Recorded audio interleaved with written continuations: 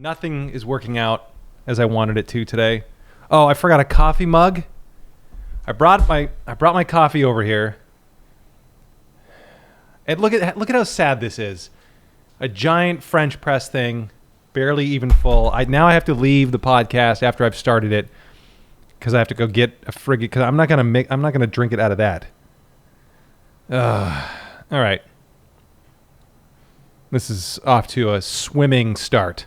Because that took a while. That took a lot longer than I wanted it to. Oh. All right, I got my cup. Got my cup now. This has been a rough morning for me. Rough. And that's not like my dog impression, so don't start. Don't start with me, internet. I'm in a mood, which is why I have one of these, another French press full of coffee. And yeah, I know, I realize how sad this looks. Just a single serving in a giant French press. But what are you going to do?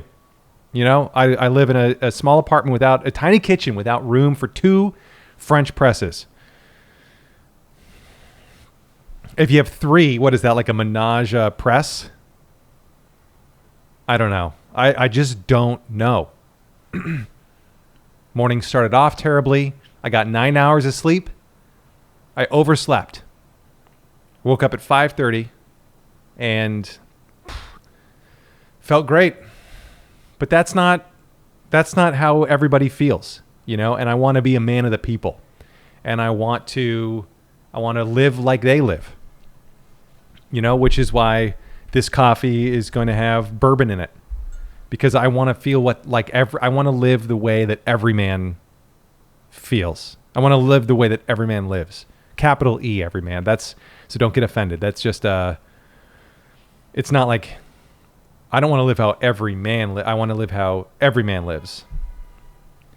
The horns are honking and I can't get up now. I can't get up again to shut the window.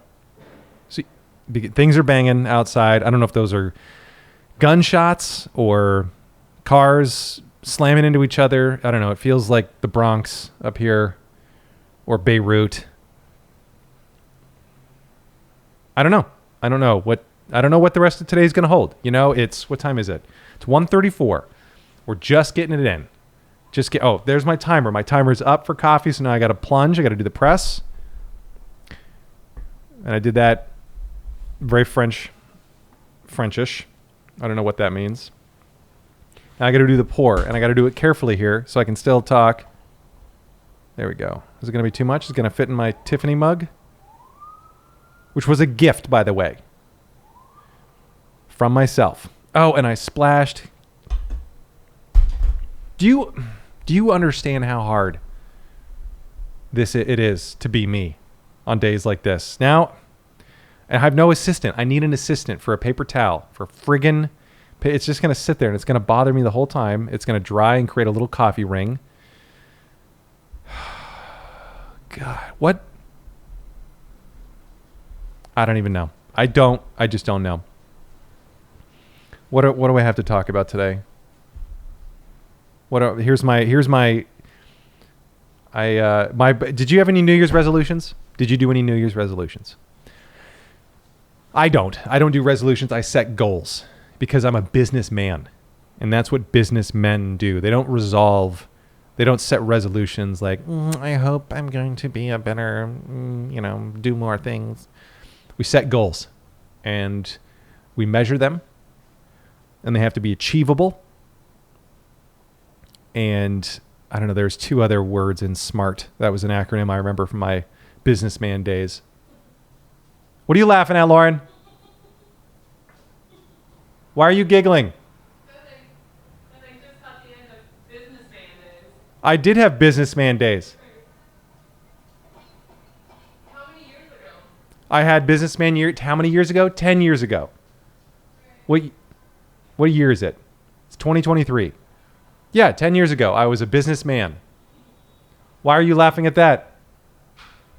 And I get the door slammed. Good. Yeah, it's easy to make peanut gallery comments, which apparently I don't think you can say anymore, according to some Ivy League school. Or no, it's not an Ivy League school. It's a wannabe Ivy League school, I think, said that. I'm still going to say it. I'm I'm going to keep things relevant and use terms like peanut gallery, even though people, 150 years ago would have been offended. And maybe some still are. But that's the kind of stand we're taking here on the POTE podcast. Okay? We're taking on hard-hitting issues, phrases that almost nobody says anymore, but we're drawing a line in the sand. And will I get canceled? Hopefully, because this, they'll knock me down, but I'm going to get right back up. And honestly, I don't even like this podcast, which is why it's the first one since September. So cancel me, please. But just cancel the podcast. I should clarify. Don't cancel me as an individual. Like, just cancel the podcast. Say POTE's terrible. POTE uses vaguely racist adjacent commentary. I shouldn't lead with that. Shouldn't be racist adjacent commentary. For a racist adjacent phrase, maybe from back in the day. I guess a lot of them originated back in the day. So maybe we need to rethink things here in the POTE podcast. But either way, cancel just the podcast, please. Not me. But back to my goals for the year. My resolutions, psych, not resolutions. They're goals. They're SMART goals. Because that's one thing I took with me from being a businessman and from wearing a suit on occasion.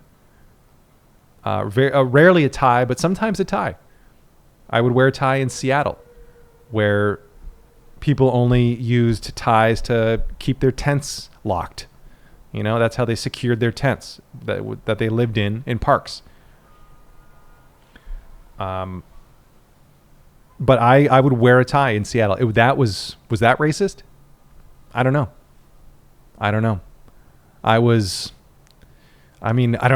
Some people called me an iconoclast, and I don't know what that meant. Still don't. But was I one? Maybe. But I was a businessman. If that's what iconoclast means, is businessman, then yes. So I set some goals this year. I'm not going to tell you what they are because they're very personal. Very personal. But we'll get into it. Maybe I'll have a few coffees and I'll get so worked up into a nice angry lather that I'll share with you some of my goals. I will share one with you. I want to be stronger in a few very specific lifts, exercises in the gym. And I had to explain what lifts were because I realized that my only subscriber, my mom, doesn't go to the gym regularly. And she'll hear the word lift and be like, what is he talking about?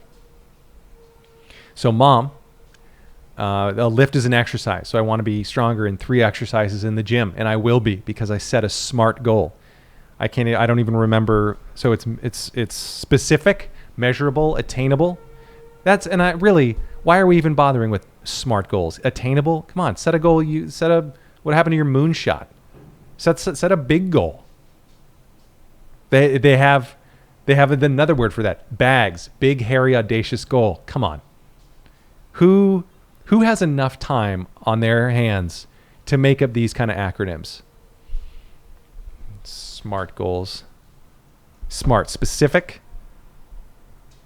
I want to be 20% stronger in my deadlift. Measurable. I can measure that.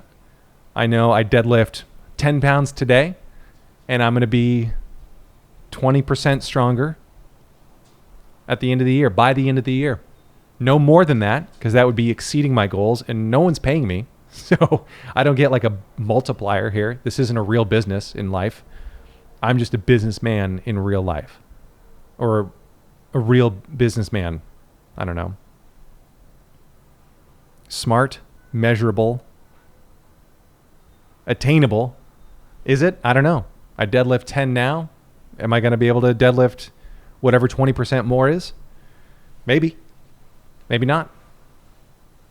I think so. Because I'm capable of anything. And that's what I'm going to manifest this year. Is I'm capable of anything. Maybe I should be more specific on my morning journal entries. That just saying I'm capable of anything. I mean, a lot of people maybe write that. Murderers might write that because they're capable of that, and I don't want to be capable of that. I want to be capable of everything, many things, except that. So I guess I should get specific on what I'm capable of. I'm capable of deadlifting 20% more. I think S.M.A.R.T, I think we're attainable so far. So this goal, I think so far is attainable. I don't know what the R stands for. Frankly, I don't care. Let's just change it to U for usable. Is this goal usable in real life? Yeah, deadlifting is a usable goal because the stronger I am in my deadlift, the more couches I can help my friends move. If I still had friends in their 20s who moved and couldn't hire movers. But thankfully, none of my friends can afford to move or hire movers. But the biggest thing is that they can't afford to move. So then I don't have to worry about that. But it still is usable because I'm sure my wife at some point is going to ask me to move this couch. And a deadlift, being strong, manly, is going to help. Okay? And I don't know if me using the word strong is offensive. Because there's some people who are weak. But you should follow my goal setting system here. S.M.A.R.T so far. SMU. It's specific. Stronger on the deadlift. Measurable. Yeah, we can measure weight. Okay? I'm sure I'll find a way to do that by the end of the year. Usable. Okay? And can you track it? All right? Can you track the goal? T. Yeah, I can track it. I can write it down on a piece of paper. So S, specific. M, measurable. Yeah. U, usable, obviously. T, trackable. S.M.A.R.T. Well, maybe we'll have to come up with a different acronym. I went from that didn't end the way that I was hoping it would do. Damn it. Okay. I guess we're going to go back to S.M.A.R.T and then I'll have to internet research, get on LexisNexis or something and see what a S.M.A.R.T goal is. Because like I said, I was a businessman. My businessman days, I set SMART goals, but that was a few years ago. And I got laughed at it rudely by my wife for saying the word businessman days, as if she didn't remember me in my businessman days. And yeah, maybe I was on the road a decent amount. I was up early. I was making bacon. Okay, you remember that? When I put food on the table for our family, put dog food in the dog bowl for the dog. I was a businessman. Okay, I had a salary. I was making bacon, and now I'm not. But I still remember those days. So, and I don't know about you. I know many of you, I'm just going to assume I have listeners out there, might be businessmen or business women, because that's a thing now. And they were back then too. Back 10 years ago when I was there were business women. But now there's like 27 different kinds of business things, people. There's business peoples. I don't know what they're all called, but you can be whatever you want to be in the business world. You can be an entrepreneur, which I don't know, makes me uncomfortable to say. You can do that though. You can be one of those. I don't know if that's one of the 27 business genders, but it sounds like it is. It sounds like it's business gender fluid. Entrepreneur. Do I need to bleep that out? These are huge questions in 2023 right now. That's the year. In case you don't have a calendar or missed out in the last couple of weeks on what's been going on. New Year's went on. And that's what we're talking about. We're talking about goals. We're talking about SMART goals. I started to set out some SMUT goals. I'm going to have to revisit that. Maybe by the next podcast in December. Okay? Maybe by then. But that was one of my goals. One of my SMART goals was to get stronger. I'm also, I don't know, I guess one of my goals is coming up with more goals. Okay? Coming up with more goals. Because who doesn't want more goals? Soccer players love goals. Goalies hate them. But, I don't know. I just don't know. I ran out of references because I don't like soccer. I played it as a child and as a tween But then I grew out of it. I became too cool for it. And I think that's why Americans don't like it, is because we know and we are just too cool for football, but not for setting goals, which is what I hope you take out of this podcast is set some goals, achieve some things, be more than you are today. Not necessarily weight-wise. You could be less than you are today if that's one of your goals, is to lose a few or a lot. Maybe for some of you it is to be more, so it is to gain. I don't know. That could be a goal of yours. I'm obviously in my bulking phase here of working out. I do have a spreadsheet to track the food that I eat and the macros so that I can stop being a micro. I can stop being a micro if I take enough macros, I think is the real message with here. But that's what I'm trying to do. I'm trying to gain muscle mass without becoming a fat ass. And that's difficult because I have to track all this food. I had to make quinoa yesterday and the day before that because I ate so much of it because I need carbohydrates. I need fuel. And instead, you know what I had when I didn't have quinoa? I had Reese's peanut butter cups. That's like going back to leaded gas. Tastes good. It's bad for you. But it works. It gets the job done because those are carbohydrates. And as I've learned, all carbohydrates are created equal. I'm in a mood. This has been a tough morning. I haven't even taken a sip of my coffee yet. I'm still waiting for this ring to dry. Oh, it's dry now. That was fast. Man, oh boy. Girl, I don't know, whatever you want me to say, I'll say it. Okay, that's the point that I'm at in 2023. Just tell me. What's new with you? What's new with you? I really want to know. But while you think about it and get back to me, I'll tell you what's new with me. Since the last time we did a podcast here at the Poet Studios, I went on a road trip. That was fun. From New York to Minneapolis, through Omaha, down through Phoenix, and then San Diego, and then back to New York as fast as possible to see some family, a few friends, and do some comedy. And I did those things. So I should have made that as a goal for 2022, but I didn't because I don't know, maybe I was a little bit late to the game and I forgot to set that goal, but that was a goal and we accomplished it. I've started doing comedy on cruise ships. I started telling jokes on boats, which has been a learning experience. Let me tell you what. I'd never been on a cruise ship before. I had been on a boat before, a rowboat, a couple of motorboats, one or two yachts, and not because I was trafficked or anything. I wasn't, it was a voluntary yacht. What do you say? I'm going to go yachting? Was I yachting? I don't know. I didn't get that far. I wasn't allowed to speak with anybody, but I was on a yacht. I have been on one. Golly, that's good coffee. That's pretty good. I'll take that. But so this is the biggest boat I've ever been on.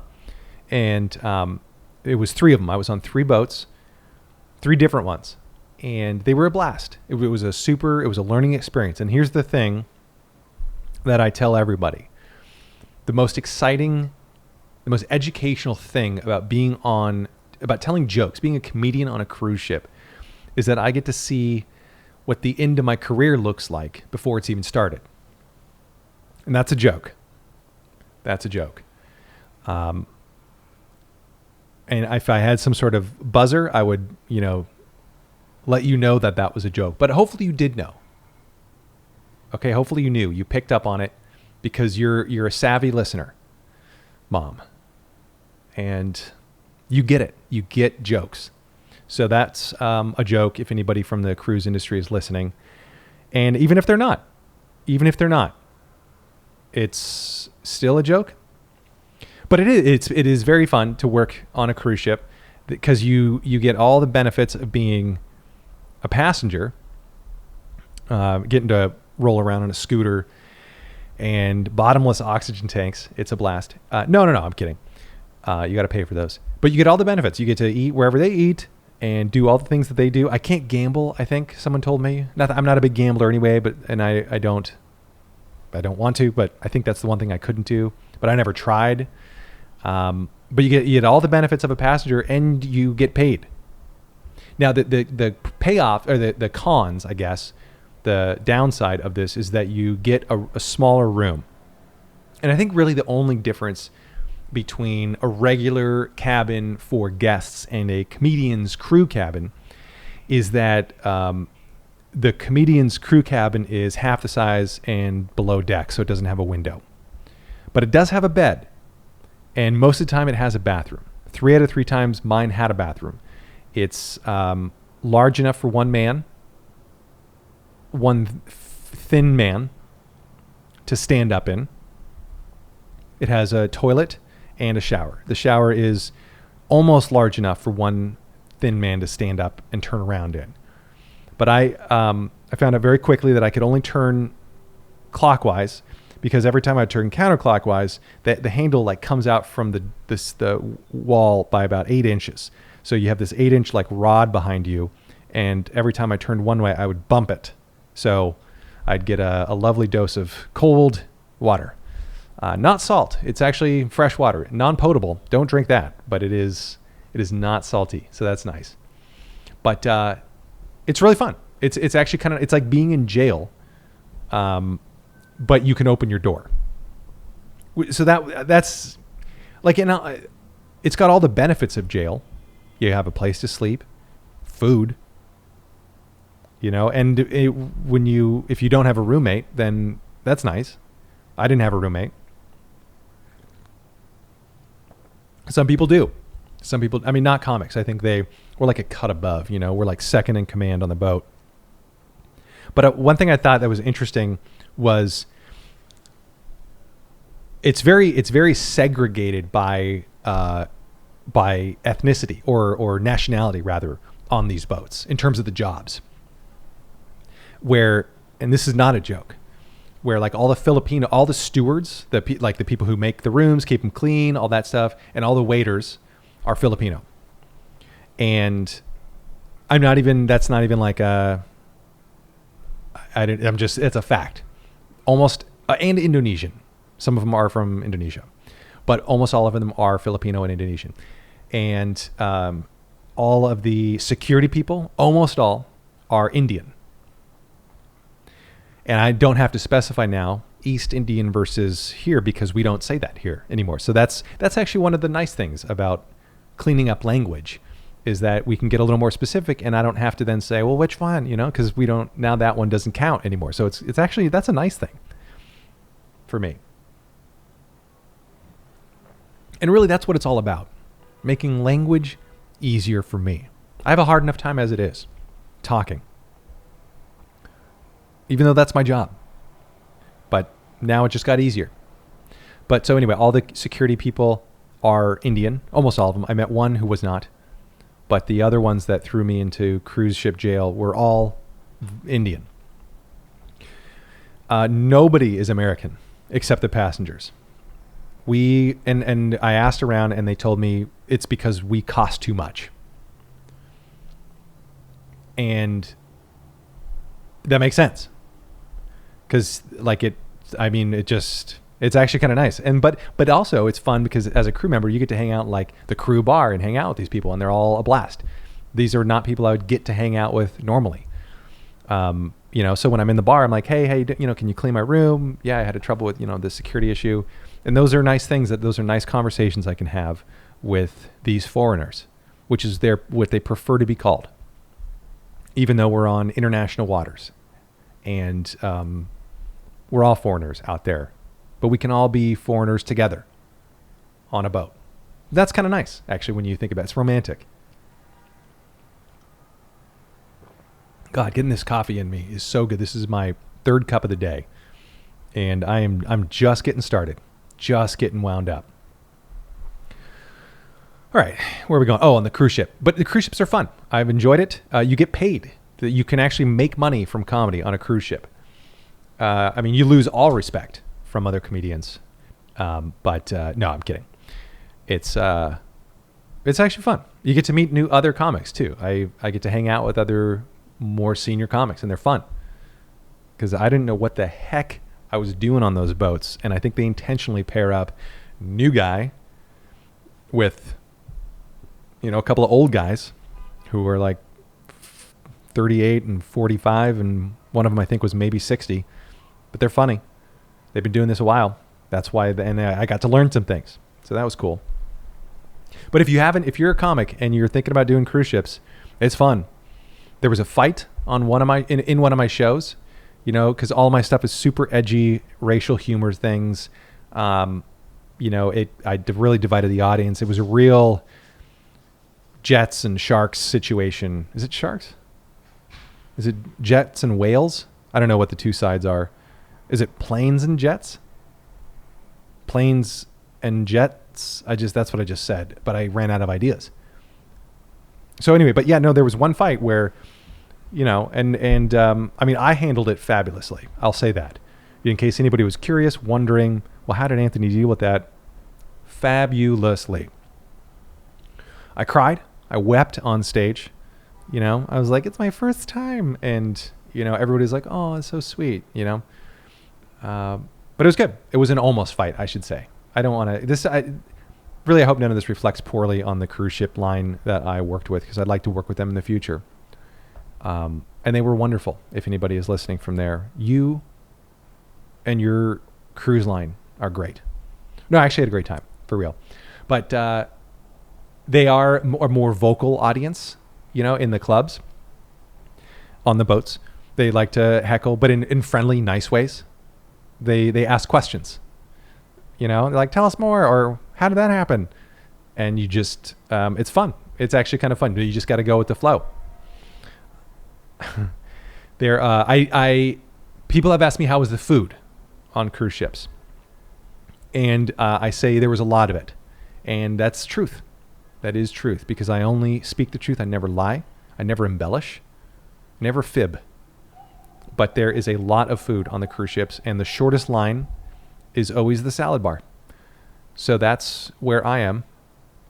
It's great because I can get all the greens, all the vegetables I want, and then I spend so little time in the salad bar line.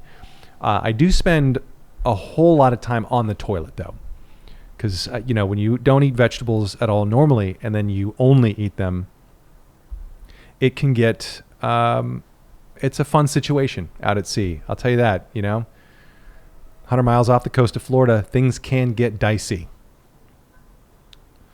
But other than that, it's smooth sailing. Smooth sailing, which,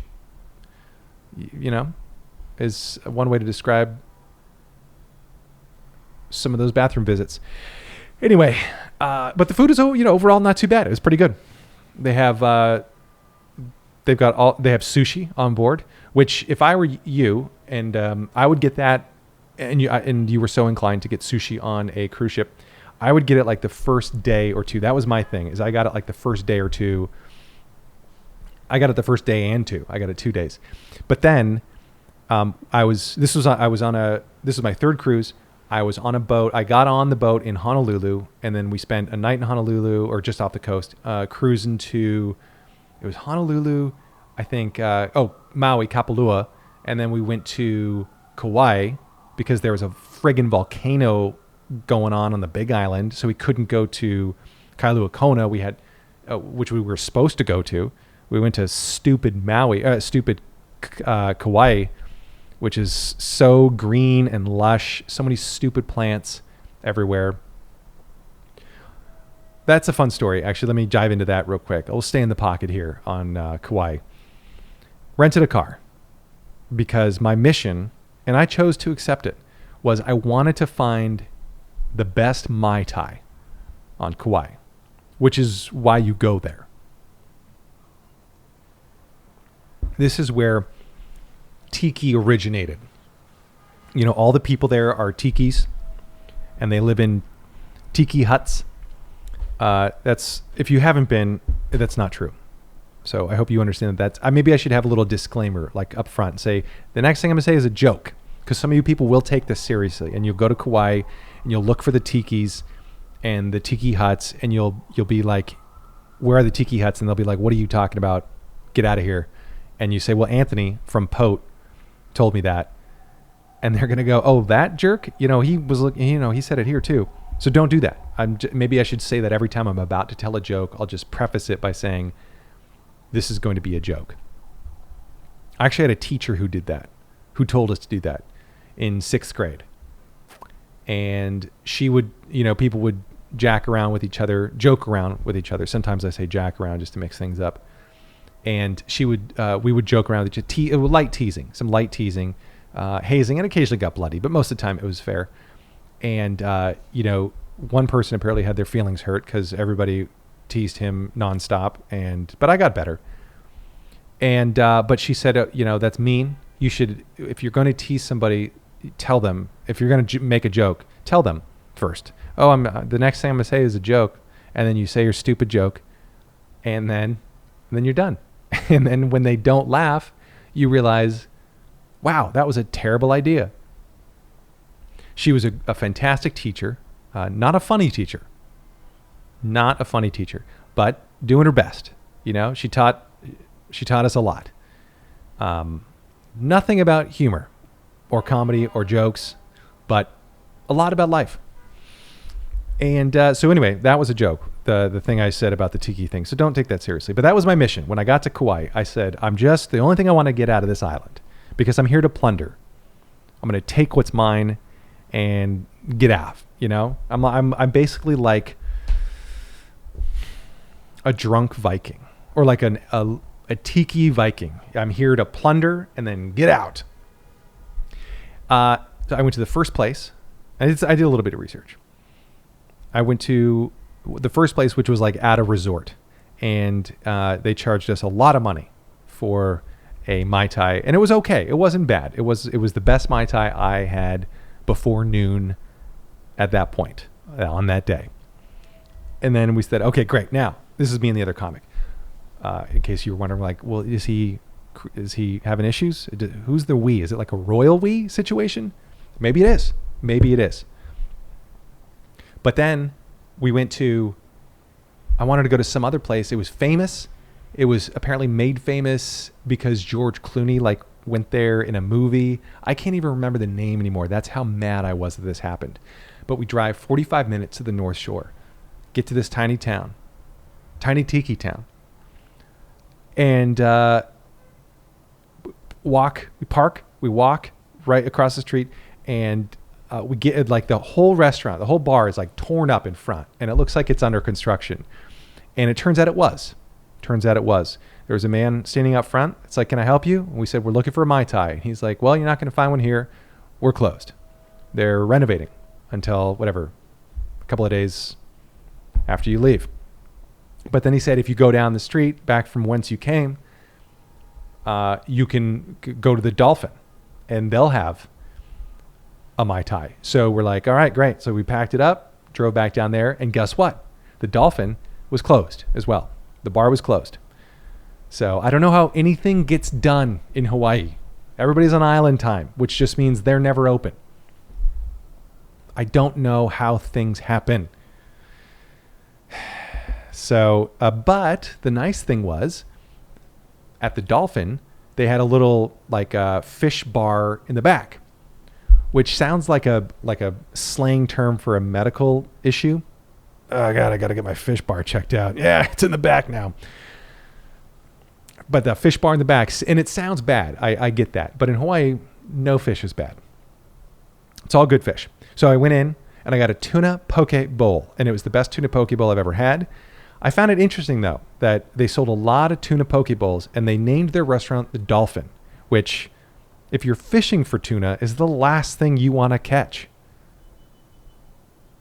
If you're going to call yourself the Dolphin, you better have dolphin on the menu. If you're a seafood restaurant and you call yourself Dolphin, put some dolphin on there. Okay? Or turtle or something. But don't... It's weird now that you serve all sorts of different kinds of fish, but you call yourself Dolphin like, hey, is there dolphin in this? We don't know. You know, it's just called that. So I spent the whole time looking for dolphin meat, which, again, you don't want that. That's the thing you don't want caught in your giant nets when you're fishing for tuna, because they're too big. They don't fit in the cans. But it was the best tuna poke bowl I think I've ever had. So that was my mission on Kauai. And then, so I just gave up after that because we needed to get back to the boat because we didn't want to be left behind, and have to paint a face on a volleyball and call it Wilson or whatever. But yeah, I don't know how anything gets done on Kauai. Beautiful island. Just terrible timing. And then we were supposed to go, and we went there because we were supposed to go to Kailua Kona, but that gosh darn volcano was blowing its top, which is, there's just no fun. And then we couldn't see it. That was going to be the deal, is we're going to go to Kailua Kona. There's the volcano going, maybe not, but we'll be able to see it at night from the boat. Couldn't do that because we went the other friggin' direction. Anyway, then the next night I went to Hilo, and I looked for a Mai Tai there. I did not rent a car there because there's nothing to do in Hilo. And but I did walk. I walked in flip-flops, which was a fatal mistake because I still have, that was a month ago, and I still have the scars on my feet to prove that I walked 5 miles in flip-flops. So don't do that. If you're going to walk a mile in a man's shoes, make sure they're comfy shoes. I think that was Atticus Finch. That was the part of the line that Atticus Finch said that didn't make it in to the book, the play, anything, the movie. It was, to really get to know a man, you ought to walk a mile in his shoes. But first, make sure they're comfortable. Okay, like Echoes. That's a man in whose shoes I would like to walk. Okay? Or maybe some like really, maybe some of those with something with orthopedic support. Walk a mile in that man's shoes. You don't know what kind of life he leads, but I bet it's comfortable. I bet it is cozy. So that's what I've been up to. I've been doing cruise ship comedy, and I've got one coming up here in a few weeks. I'll be on the Norwegian Dawn. I said I wasn't going to name cruise lines just because they're paying me well, but they're not paying me enough to advertise for them. I'm excited to go on that unnamed cruise line that I just said. Don't rewind. Just keep looking forward. Be positive. I just, we're 38 minutes into this thing, and I don't even know if I've gotten to one point yet. Okay, this is not a goal, but this is a thing I'm shopping for today, wondering about, is do I get AirTags? Everybody's talking about them on the cruise ships. Everybody's talking about them in real life. It's the big question. Do I get AirTags? And look, no, that's the answer. What's the plan, people, with AirTags? You're like, I'm going to put them in my bag so that if it gets stolen, I can find it. Okay, let's say you put an AirTag in your bag and it gets stolen. What's the plan then? What are you going to do? Go track it down yourself? You think you're going to call up the cops in Waco or Plano? I don't know why both of my examples are in Texas, but apparently that's where all bags go. But you think you're going to call up the Plano Police Department, PPD, and be like, hey, man, my bag was stolen, and for some reason they went south out to Texas, and it's in your jurisdiction. Can you get it? And they're going to be like, absolutely not. Okay? If you know where it is, you go get it. And then what? And then you're out the $30 you just paid for that AirTag plus the luggage you just lost. I figure I've made it, I don't know how long I've been traveling. 1, 2 years. I've made it this long without needing an AirTag. I've never lost my bag. The airline has lost my bag. Did that. Went to Germany. My bag was on the next plane. I don't know how that happened, but they gave it to me the next day, though. Dropped it off right at my hotel. All my clothes had been worn, but they'd been pressed, and I appreciate that. Germans are very tidy. So why would I need what am I going to do with an AirTag? Tell me, anybody, respond to this. Put it in the comments if this is on some sort of social media. What are you going to do with the AirTags? You think you're going to waste all your time searching for your bag? Here's where it would come in handy. Let's say I am forced to check a bag because maybe a family member is sick in the hospital and I don't have enough miles. And so I got to buy a ticket myself.